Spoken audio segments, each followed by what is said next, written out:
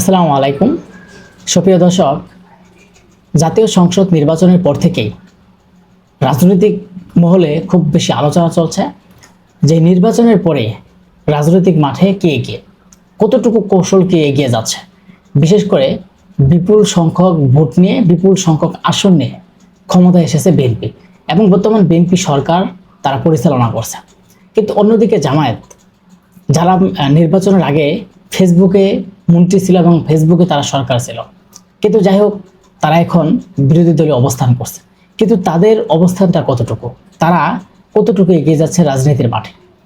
আপনি যদি এখন দেখেন যে বর্তমানে তারেক রহমানের যে কৌশল, তার যে কৌশল খাটিয়ে তিনি রাজনীতিকে এগিয়ে নিয়ে যাচ্ছেন এবং বিএনপিকে মানুষের কাছে যেভাবে পরিচিত করছেন, যেইভাবে মানুষের কাছে গ্রহণযোগ্যতা পাচ্ছে এবং যেইভাবে মানুষের কাছে প্রশংসা পাচ্ছে, এটা আসলে বলার ভাষা নেই। কেন আমি এই কথাটা বললাম? নির্বাচনের আগে তারেক রহমান যেই প্রতিশ্রুতি দিয়েছিল, যেই পরিকল্পনার কথা তুলে ধরেছিল, যেই কথাগুলো জনগণের কাছে তিনি বলে এসেছিলেন, ঠিক নির্বাচনের পরে জনগণের কাছে গিয়ে সেইগুলো বাস্তবায়ন করে আসছে। তিনি বলেছিলেন ফ্যামিলি কার্ড, কৃষি কার্ড থেকে শুরু করে সাধারণ মানুষের জন্য বেকারত্ব দূর করা এবং কৃষকদের জন্য সুবিধা, যত রকমের প্রতিশ্রুতি তিনি দিয়েছেন, আজকে সেগুলো অল্প দিনের মধ্যেই বাস্তবায়ন করে দেখিয়ে দিয়েছেন যে বিএনপি সরকার যেটা বলে সেটা করে, তারেক রহমান যেটা বলে নির্বাচনের আগে যেটা বলেছে সেটাই কিন্তু বাস্তবায়ন করেছে।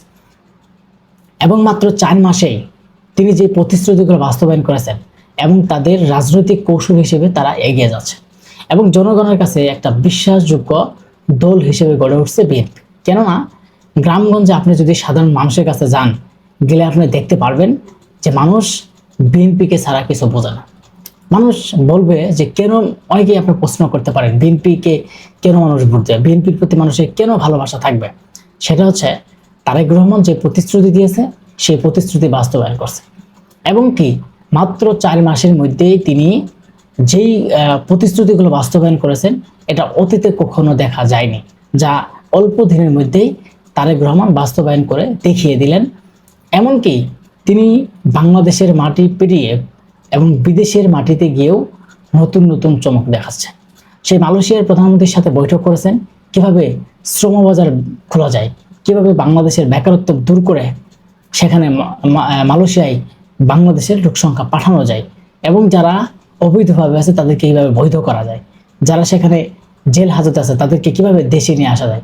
এর জন্য তারেক রহমান যে পরিকল্পনা করেছেন তার প্রতি মানুষ সন্তুষ্ট। এমনকি চীনে তিনি 3 দিনের সফরে গিয়েছেন, সেখানেও তিনি চমক দেখাচ্ছেন।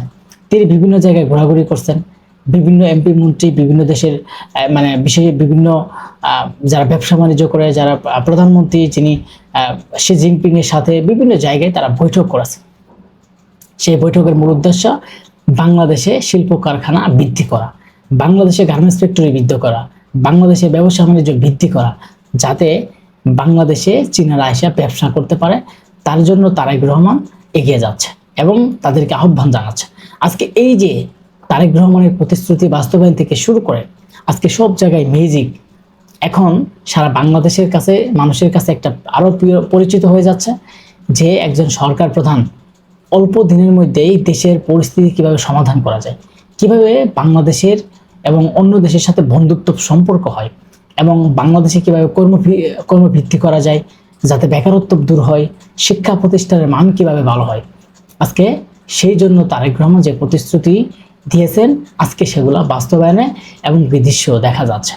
অন্যদিকে আপনি যদি জামায়াতের দিকে একটু তাকান, যে তাদের একটাই চিন্তা ভাবনা যে বিএনপি যদি ভালোও করে সেটাকেও তারা অন্ধ হিসাবে মন্দ বলে।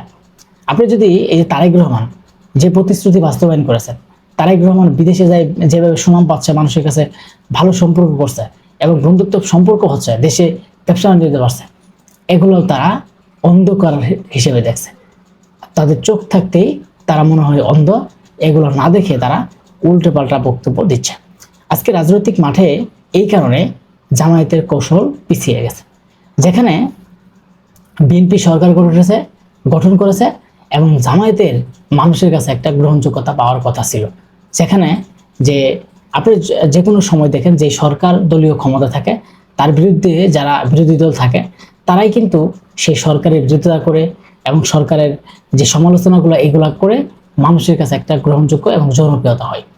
আজকে তারা যে ধরনের বক্তব্য দেয় জনগণের জন্য কোনো বিষয় না, জনগণের ভালোবাসা, জনগণের জন্য কি কি প্রয়োজন, জনগণের কি কি সুবিধা হবে সেইগুলা চিন্তা ভাবনা তারা না করে তারা একটা রাজনৈতিক যে বক্তব্য, আওয়ামী লীগের সময় যে ওবায়দুল কাদের ছিল তার যে একটা বক্তব্য, সেই বক্তব্যকে তারা ফলো করে। কি করে? সব জায়গায় যেখানে মিটিং করে, সেখানে মিছিল করে, সেখানে বলে তারেক রহমান আপনি এই দেশে টিকতে পারবেন না, বিএনপি এই দেশ থেকে চলে যেতে হবে, যেইভাবে আওয়ামী লীগ চলে গেছে সেইভাবে নাকি বিএনপিকে চলে যেতে হবে, বিএনপিকে লন্ডনে চলে যেতে হবে, মানে বিভিন্ন ধরনের বক্তব্য দিচ্ছে।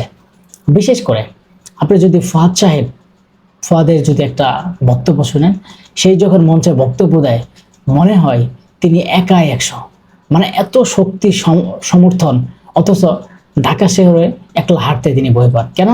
মানুষ মারবে। কেন মারবে? তাদের আচার আচরণের কারণে। যেমন নাসিরউদ্দিন পাটোয়ারি সাহেব খালি ডিম খা, যেখানে যায় খালি ডিম মারে, এর কারণ আছে। ডিম মারার কি কারণ? যে তিনি যে বক্তব্যগুলো দেন তার যে আচার আচরণ, সেই কারণে মানুষ এখন তাকে ডারবি নাসির বলে এবং ডিম নাসির বলে। শুধু দেশেই না, আজকে তাদের কার্যকলাপের কারণে দেশের বাইরে গিয়েও তাদেরকে ডিম খেতে হচ্ছে।